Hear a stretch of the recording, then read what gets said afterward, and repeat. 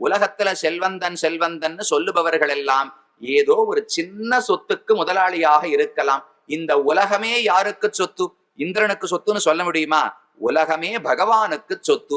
ஒரே ஒரு திரிவிக்ரமாவதாரத்தில் 14 லோகங்களையும் அளந்து நான் தான் உடையவன், நான் தான் சுவாமி என்று பகவான் காட்டினாரோ இல்லையோ.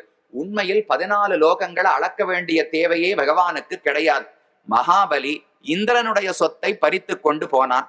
இந்திரனுக்கு எத்தனை உலகம் சொத்து? 3 உலகம் தான். நாம் இருக்கிற பூமண்டலம், அடுத்து புவகா என்கிற ஆகாசம், சுவகா என்கிற ஸ்வர்கலோகம். 3 உலகங்களைத்தான் இந்திரனிடத்திலிருந்து மகாபலி பறித்து கொண்டான். அப்ப பகவான் என்ன பண்ணிருக்கணும்? வாமனாவதாரம் செய்து திருவிக்கிரமனாக வளர்ந்து 3 உலகங்களைத்தானே அளந்து திரும்ப இந்திரனுக்கு கொடுத்திருக்கணும். இவர் கொஞ்சம் அதிகப்படியா போய் 14 உலகங்களையும் அளந்தார். எதுக்கு சுவாமி? வேண்டியதை பண்ணா போறாதா? எதுக்கு அதிக பிரசங்கித்தனம்னால், இன்னைக்கு மகாபலி 3 உலகங்கள் என்னுடையதுன்னு சொல்லுவான். நாளைக்கு வேற ஒரு அசுரன் 10 உலகங்கள் என்னுடையதுன்னு சொல்லுவான். திரும்ப திரும்ப எல்லாம் அவதாரம் பண்ண முடியாது. ஒரே அவதாரம், ஒரே முறை அளக்க வேண்டும். உலகம் அனைத்தும் என்னுடையது என்று நிறுவிவிட வேண்டும். யாருக்கு சந்தேகமே இருக்கக்கூடாது. அதுக்காக 14 உலகங்களையும் பகவான் அளந்து கொடுத்தாராம். அப்பேற்பட்ட சொத்து அவருக்கு மட்டும்தானே இருக்கு. நித்திய விபூதி என்கிற வைகுந்தம், லீலா விபூதி என்கிற சம்சாரம்.